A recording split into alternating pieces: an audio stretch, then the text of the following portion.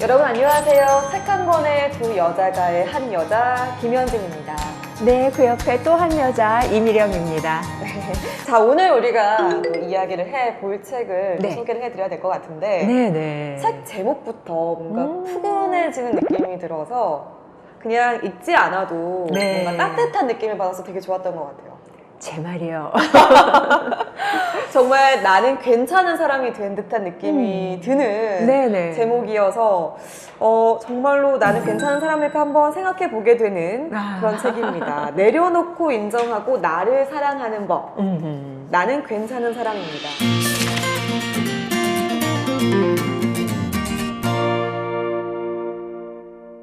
그러니까 그분의 그런 영상들을 가끔 보면은 네네. 정말 신기해요. 어떻게 음. 그렇게 다양한 질문들을 그니까.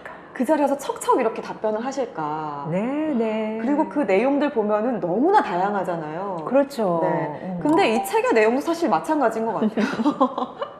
정말 주제가 네. 뭐 우리가 흔히 생각하는 뭐 인간관계부터 시작해서 네. 사랑이라든지 뭐 미래에 대한 고민 그리고 사회 문제 그리고 막 군대 간 남자들. 그러니까요. 군대부터 시작해서 뭐 심지어 코로나 얘기도 나오잖아요. 그러니까 말이에요. 네, 이런 부분을 다 이렇게 망라해서 이야기를 해주셔서 네. 참 신기하면서도 아마 많은 분들의 그런 고민들을 잘 들어주시고 또 이렇게 좋게 잘 조언을 해주시는 것 같다는 생각이 그쵸. 드는데 네. 선생님은 이 책을 이렇게 또 소개를 네. 하게 해야겠다 생각하셨던 그 계기는 또 어떤 게 있을까요? 어떻게 불교 한마디도 꺼내지 않으면서 그렇게 그쵸. 사람들을 굉장히 이렇게 명쾌하게 어떤 길을 딱 이렇게 제시를 해주는 것 같아요. 그쵸? 맞아요. 근데 네. 수많은 대중들을 앞에다 놓고 그들이 무슨 질문을 던져도 참 좀 진지하게 같이 고민해주면서 어떤 길을 한번 제시해 보이기도 하고 그러면서도 또 그걸 또 아주 이렇게 알차고 쉽고 재미있게 또 책으로도 엮고 전 언제쯤 이렇게 아니 선생님 그건 너무 욕심인 것 같아요. 그런가요? 욕심을 내려놓죠. 그렇죠. 사실 이 책 보면서 느끼는 게 이제 말씀 주신 것처럼 너무나 다양한 이야기도 담겨 있는데 참 신기한 것이 스님이 얘기하시는 그런 내용들 보면은 우리가 A라는 고민을 하게 되면 네. 사실 뭐 A 다시 뭐 A 다시 이렇게만 생각을 하게 되는데 네. B라는 부분, 뭐 C라는 부분, 그러니까 여러 각도로 문제를 보는 듯한 느낌을 받아서 네. 무릎을 이렇게 탁 치게 만드는 부분도 있더라고요. 맞아요. 제가 법륜스님 책을 읽으면서 느꼈던 점을 지금 연진 씨가 아주 콕 집어서 이렇게 말씀을 잘 해주셨는데 사실 이 법륜스님이 지은 책들은 대부분이 그 청중들이 손들고 질문을 하면 그 질문을 앞에다 싣고 그 다음에 거기다 이 스님 어떻게 대답했는가가 있잖아요. 저는 처음에 이 법륜스님 책을 읽을 적에 그러니까 법륜스님이 대답을 뭐라고 내놓은 거야. 난 처음에 그게 궁금했는데 네. 진짜 아까 연신 씨 말씀하신 것처럼 자꾸 읽어보니까 법륜스님은 정답을 내놓기보다는 그 문제를 한번 이런 각도에서 한번 살펴봅시다. 저런 각도에서 한번 살펴봅시다 하면서 사실 법륜스님한테 질문할 때는 그 질문이 내가 너무 사무쳐서 뭐 오늘도 답을 좀 주세요 하면서 꺼내놨는데 법륜스님의 방식은 뭐냐면 그 질문 자체에서 내 자신을 살짝 거리두기를 시키는 것 같아요. 맞아요. 그쵸? 네. 그러면서 당신이 그 질문을 했는데 그 질문이 과연 어떤 차원인지 막 마치 당신이 대답을 알고 있잖아 막 이러는 것처럼 그게 아주 저는 매력 있다라는 생각이 들어요. 진짜 매력 있는 어떻게 보면 사고의 방식인 것 같아요. 사실 우리가 맞아요. 내가 겪은 문제를 너무 이렇게만 보면은 그렇죠. 안 보이잖아요. 그러니까 몇 발짝 이렇게 떨어져서 보게 되면은 네네. 확실히 그 문제에 대해서 좀 객관적으로 보게 되고 여러 시각으로 보게 되고 그러다 보면 자연스럽게 좀 해결법이라든지 네. 좀 마음의 어떤 부담감이라든지 그런 고민을 좀 내려놓게 되는 그런 경향이 있는 것 같은데 정말 범위가 넓은 것 같아요. 정말 누구나 읽어도 많이 공감할 법한 그런 내용들, 그런 고민들이 담겨 있어서 네. 저는 그리고 참 제가 지금 고민하고 있는 것들도 여기 있었어요? 뭔지 궁금해요. 조금 있다가 네네. 네. 연진 씨는 뭐가 도대체 속상했던 거야? 고민이 많아요 요즘에. 선생님께서는 네. 혹시 고민 없으세요? 왜 없겠어요? 이게 완전 이게 걸어 다니는 고민 덩어리예요. 고민 덩어리인데 제가 오늘 이 촬영을 위해서 지하철을 타고 쭉 오면서 제가 이렇게 지하철에 앉았더니 제 앞에 그 7명의 그 다양한 세대의 사람들이 앉아 있었단 말이에요. 이 책을 이렇게 가슴에 안고는 그냥 가만히 그 사람들을 봤어요. 그럴 때 뭘 느꼈냐면 사실 제가 이 책을 한번 우리 소개합시다 라고 한 데는 뭐냐면 이 책에 여기 이 책 껍질에는 지금 부제목이 없지만 이 책은 20, 30대 사람들의 그 고민거리에 집중하고 있잖아요. 네, 그러니까 사실 이 책은 정말 20대, 30대 분들을 대상으로 하기 때문에 어떻게 보면은 그 중장년층 이상은 그냥 뭐 야야 라떼는 다 그랬어 뭐 라떼는 말이야 막 이럴 수도 있지만 그래서 이 책을 지하철에서 이렇게 안고 이렇게 사람들을 보니까 정말 다양한 세대의 사람들이 앞에 앉아 있는데 갑자기 지금 아까 말씀하신 것처럼 나도 고민이 있단 말이에요. 그리고 제가 전혀 그렇게는 안 보이지만 이제 60대를 향해 가고 있단 말이에요. 어떡해. 네. 근데 그 지하철에서 50대, 제 심작으로 60대, 그리고 노약자 우대석에 70대 이런 분들을 봤을 때 저 사람들은 그러면은 이 책에 있는 젊은이들의 고민을 다 해결했을까? 그 생각을. 그런 궁금증이 들 수도 있겠다. 그러니까 저는 이제 철학자 같지 않으세요? 이러니까. 멋있네요. 적이 없는데. 저 제 근데- 고민에만 서로 그러니까. 있었는데. 그러면서 제가 딱 내린 하나의 생각이 뭐냐면 나이를 먹은 사람들은 여기는 그 숱한 질문에 대해서 그들이 정답을 찾은 게 아니라 네. 그 질문을 잊어버리거나 잃어버린 사람들이다. 선생님 너무 멋있어요. 어떻게 그렇게 생각을 또 하셨지? 그러니까 네. 그들이 해결을 찾은 건 전혀 아닌데 그냥 사느라고 치열하게 품었던 이런 질문들을 그냥 다 잊어버리거나 잃어버린 사람들이다. 맞는 말인 것 같아요. 그쵸. 공감해요. 그러니까 저는 이 책을 꼭 20대, 30대 분들만 보실 게 아니라 그 이후의 연령대들 또 그 아래 연령대들 다양한 분들 읽으시면서 이런 고민에 나는 어떻게 이렇게 내가 대처해 왔을까. 나는 왜 그땐 이렇게 치열하게 고민했는데 그걸 왜 어느 순간부터 그걸 왜 생각을 안 하고 살았지? 그러게요. 그쵸. 네. 그런 것도 한번 생각해 보면 좋을 것 같아요. 야, 또 새로운 시각이고 또 접근법인 것 같아요. 이 책에 대한. 저는 막연히 그냥 딱 거의 이제 20, 30대를 위한 책이고 네. 뭐 MZ세대 요즘 말로 말하면 네, 그런 분들이 읽으면 참 좋겠다 생각했는데 진짜 어떻게 보면 정말 범위가 넓게 누구나 읽을 수 있는 접할 수 있는 그런 책이구나. 네. 네, 그리고 읽으면서 정말 나는 괜찮은 사람이구나라는 것을 한 번쯤 스스로 이렇게 토닥토닥 해주면 좋겠다 이런 그럼요. 생각이 드네요. 사실 이 책의 질문들 보면은 청춘들의 그런 고민들이 많잖아요. 그렇습니다. 네. 20, 30대 때 선생님께서는 그러면 네. 주로 어떤 고민을 많이 하셨어요? 비슷한 고민들이 많이 있으셨나요? 그럼요. 근데 저는 그 20대 제가 19살에 동국대학교 불교학과를 들어갔잖아요. 네네. 그러니까는 저의 20대는 온통 이제 불교 공부를 위해서만 완전히 인생을 다 쏟아부었어요. 그래서 그 저의 20대가 1980년대인데 그야말로 이제 전형적인 586 그런 그쪽 그 세대인데 근데 그때는 불교 경전을 읽고 참선하고 저희 선생님한테 가서 법회 가서 질문하고 대답하고 막 거기에 저희 20대를 다 그리고 막 연애도 하고 막 그런데 연애도 법회에서 만난 남자랑 하느라고 재미도 없었어요. 그러니까 딴 데 가서 연애도 못 하고 또 다양하게 하셨어야 되는데. 그러니까 그래서 이거 딴 얘기지만 네. 그래서 다른 대학에서 뭐 다른 남학생하고 연애를 할 때 제가 차였어요. 왜냐면 저런 여자 재미없다고 그래서 20대 때를 보면 제가 아직 20대 때 일기장을 갖고 있는데 네. 오늘 20대 때 일기장을 보다가 던져버렸잖아요. 왜요? 그 불교 공부를 하면서도 난 이렇게 살기 싫어. 나는 뭘 해야지 좋은 사람일까? 이렇게 사는 게 비슷한 고민을 맞을까? 하는구나. 심지어는 네. 막 난 죽고 싶어 막. 정말요? 그니까요. 그래서 일기라는 것도 참 쓰잘데가 없구나. 내가 왜 이런 오프닝을 했을까? 그러니까 이걸 보면서 조금의 내용은 다르지만 저 역시도 이렇게 가는 게 바른 길일까? 그쵸, 그쵸. 불교 공부하면서도 계속 마음으로는 저항하고 아마 연진 씨도 참 그럴 거고요. 그렇죠? 맞아요, 다 맞아요. 모든 사람들이 다 마음속에 그게 있었을 것 같아요. 그럴 것 같아요.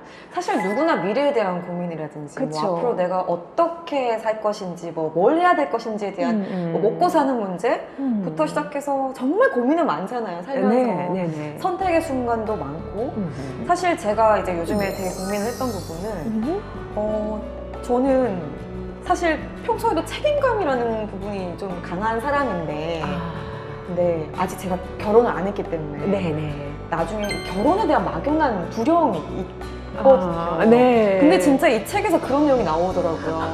그래서 막 열심히 읽어봤죠. 네, 읽어봤는데 그냥 막연하게 그 책임감에 대해서 이렇게 막연하게 생각했던 것을 좀 여기서 권 교수님께서 얘기한 부분을 좀 생각하면서 조금은 마주할 용기를 좀 갖게 됐다고 해야 될까? 네. 근데 그래서 좀 진짜 제가 갖고 있는 고민을 좀 해결해주는 듯한 느낌이 들었었어요. 근데 저는 지금 연진 씨한테 저는 법륜 스님하고 좀 다른 지금 이야기를 하면은 결혼은 세상 아무것도 모를 때 그냥 해버려야 되는 게 결혼이에요. 이미 늦었네요. 그러니까는 이 나이를 들면은 생각이 깊어져서 안 돼요. 그러니까 힘들어요. 그래서 생각도 많고. 네네. 뭐 이렇게 생각을 하다가 읽으니까 그래도 조금은 방향이 잡힌다고 해야 되나? 그렇죠.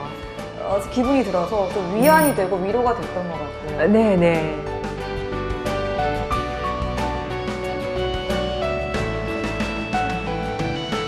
법륜 스님은 어떻게 보면 또 친절하진 않아요. 그렇죠? 맞아요. 법륜 스님의 책이 우쭈쭈쭈 하는 게 아니에요. 또 그런 책은 아니에요. 그런 책은 네. 아니에요. 법륜 스님의 책을 읽어보면 당신은 뭐 사랑받기 위해 태어난 사람이라는 이런 말도 아니에요. 그렇죠? 맞아요. 참 쉽게 읽히면서 또 내 상황을 한번 대입해 볼 수 있고 네, 그리고 네. 내 문제까지도 해결할 수 있는 여러 가지 매력이 많은 책인 것 같은데 저한테도 굉장히 많은 도움을 줬던 책이고요. 네. 선생님께서는 이 책이 또 누가 읽으면 참 좋겠다 네. 생각이 드세요? 인간관계 속에서 내 갈 길을 못 찾고 내 정체성을 못 찾는 사람들, 그쵸, 예를 그쵸. 들어서 직장을 갔더니 내 위에 그 상관들이, 저는 여기서 참 또 재밌게 읽은 게 뭐냐면, 예를 들어서 부장은 야, 이 책을 저기다 갖다 놔라고 했는데 과장은 빨랑 커피 갖고 와, 이걸 동시에 이제 막 이런단 말이에요. 맞아요. 그러면 뭐야 이거 진짜. 그런 경우 너무 많잖아요. 그러니까 그래서 책 갖다 놓으려고 하면 과장 나와서 너 커피 갖고 오랬는데 왜 그랬어? 그럼 또 부장이 너 책 어떻게 했어? 막 이런단 말이죠. 막 그럴 때 나는 어떻게 할 것인가? 저는 그 내용을 딱 읽으면서 그러면서 이제 뭐 군대에서 뭐 사단장이 뭐 할 때 여단장이 뭐 할 때 뭐 땅을 파라고 했다가 한쪽은 뭐 어쩌게 하는 그런 이야기들을, 그게 불교에서 말하는 구정선사라 그래서 가마솥을 9번을 걸게 해요. 예전에는 이렇게 진흙으로 가마솥을 이렇게 앉히잖아요. 그거를 기껏 스승이 가마솥 이렇게 해라 그러니까는 제자가 이렇게 이제 해가지고 장작불 떼게 해서 가마솥을 딱 앉혔더니 스승이 와서 우리는 다시 해 그러는 거예요. 기껏 해서 되는 것도 다시 해서 9번을 하게 하는 거예요. 저 같으면 열받아서 때려쳐요. 네, 내가 뭐 속 걸려고 뭐 출가했으니까 나 이러고 나가버리는데, 이제 이 법륜 스님은 거기에 뭔가 묘미가 있다라는 거예요. 네, 나는 거기에다가 이 일을 다는 사람이 아니라 나는 그냥 그 일을 지금 해야 되는 사람이라는 거예요. 그래서 참 재밌는 게, 그렇게 여단장이 땅 파라 그러면 예 하고 땅 파다가 난 사단장에서 너 지금 내가 땅 파라 그래서 너 저기 가서 뭐 옮기라 해서 예 하고 또 옮겨오고 그 일을 하면서 우리는 뭘 공부할 수 있냐면 나라고 하는 집착을 내려놓는 방식을 배운다는 거예요. 내가 어떻게 이런 부분에서 또 뭔가를 배울 생각을 또 하시는가 신기했어요. 그러니까요. 우리는요 하루하루가 다 이게 공부예요. 공부 수행인 거죠. 그러니까는 그때 이 스님이 뭐라냐면은 군대 생활 잘하면 절집에서 10년 수행하는 것보다도 더 낫습니다. 제가 그래서 밑줄을 쫙 그었잖아요. 그게 굳이 군대 생활 뿐이겠습니까? 그리고 그쵸. 또 사실 군대에서의 불합리한 거는 시정을 해야 돼요. 네. 그렇죠? 그런 거 네. 이제 물론 제기가 되어 있는데, 이제 나는 아직 쫄병이어서 막 그럴 때 내가 어떻게 받아들일까?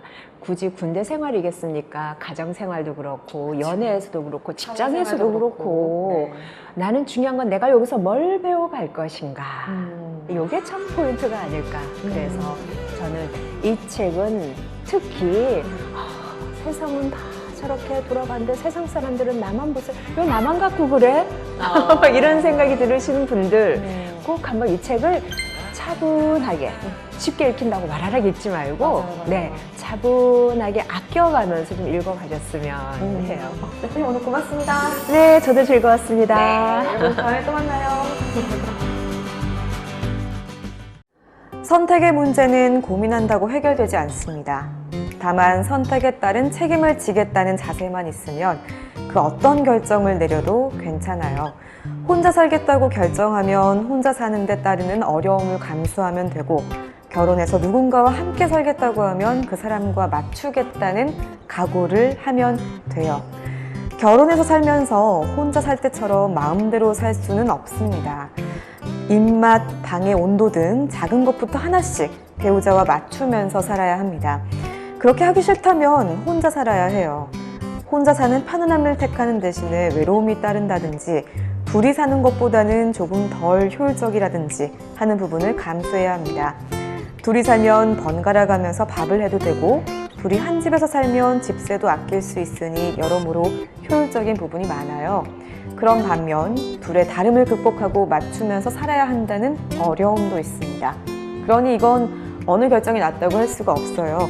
다만 선택에 따라 일어나는 문제에 책임질 자세가 되어 있는가의 문제예요. 보통은 사단장 말이 맞나 여단장 말이 맞나 누구 말을 들어야 하지 하거나 높은 사람 말을 들어야 하나 내 직속 상관 말을 들을까 하며 고민하는데 이건 내 머리를 굴리는 짓입니다. 이럴 때 이것을 수행 차원에서 보면 사단장이 파라면 그냥 파는 겁니다. 여단장이 메워라 하면 메우고요. 나무 심어라 하면 심고 다시 옮기라고 하면 옮기세요. 시키는 대로만 하라는 게 아니에요. 시키는 대로만 하면 종이 되는 것이지만 이것은 스스로 나를 비우는 연습입니다. 이런 식으로 나를 놓아버리면 아무 모순이 없습니다. 하지만 사단장이 와서 내 이놈 파라는데 왜 안 팠냐 라고 야단칠 때 여단장님이 파지 말라 그랬는데요 이러면 항변하거나 책임을 남에게 전가하는 거니 죄송합니다 파겠습니다 이러고 파세요. 그렇게 땅을 파고 있는데 이번엔 여단장이 와서 파지 말라 했는데 왜 팠냐 라고 하면 죄송하다며 그냥 안 파면 돼요. 이렇게 나를 비우는 연습을 하기에는 이것보다 더 좋은 경우는 없어요. 이 관점을 놓치지 않으면 모순과 짜증 속에서도 깨달을 수 있습니다. 그분들이 질문자를 깨우쳐 주려고 그런 것은 아니지만 이걸 긍정적으로 받아들이며 나를 놓아버리면 어느 순간 무아를 체득하게 됩니다. 이렇게 말도 안 되는 일을 수행으로 받아들이다 보면 모순에서 벗어나게 됩니다. 하지만 이것을 세속적으로 생각하면 모순에서 못 벗어날 뿐 아니라 이러지도 저러지도 못한 채 사면초가가 되어 나보고 어떻게 하라는 말이냐라고 문제를 제기하면 항변으로 끝나버려요. 그러나 그 순간 나를 탁 놓아버리면 두 가지 사이의 모순이 저절로 사라져 버려요. 사실 말이 쉽지 막상 해보면 잘 안 될 겁니다. 그러니 군대 생활하는 동안 수행 과제 이 한 가지만 깨치고 제대해도 절에서 스님 생활 10년 하는 것보다 낫습니다.